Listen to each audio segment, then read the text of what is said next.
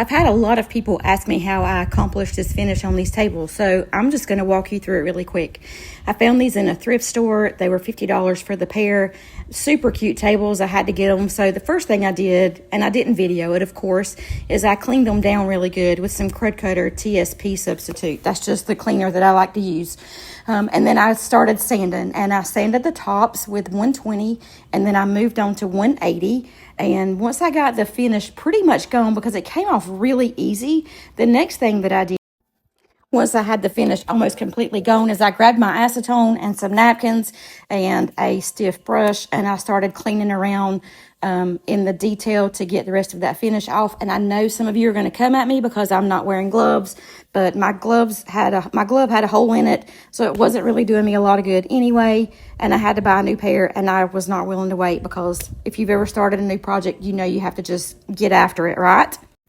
So at this point, I'm ready for my finish on the top. So I just took some sandpaper, and I really like using little angled sanding sponges and regular sandpaper, and I just cleaned down in all of those grooves really good so that I knew all of the varnish that was on there was gone, so that my finish would stick to the wood.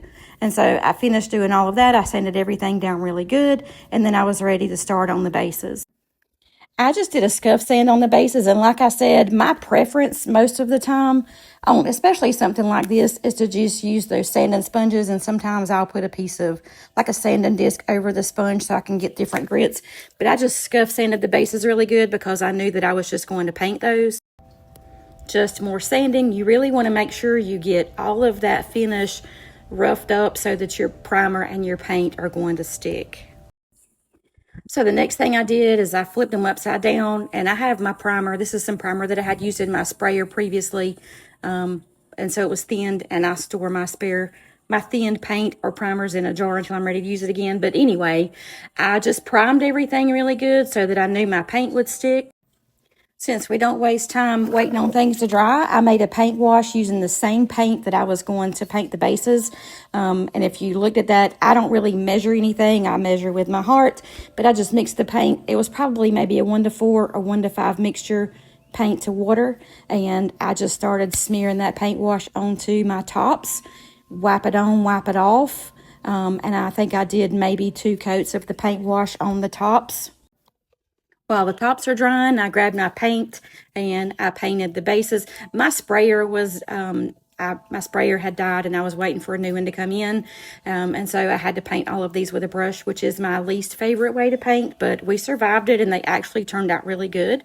So I put at least 2 coats of paint on these so that I had good coverage, because this is a really light color. My final step was to apply the polyurethane, and I just use a polyacrylic, the Minwax polyacrylic, usually in matte, but you can use whatever finish you want. Sometimes I mix the matte with the satin, but I just did probably 3 coats of polyurethane on the top of this, and it just gave it a really good, smooth finish. And this is what they looked like before. They were absolutely, they looked like they came from your grandma's house from the 90s. And this is what they look like after. And they just turned out super cute. And you may like the classic look, but that it doesn't really sell that well. So these sold pretty fast. And I hope that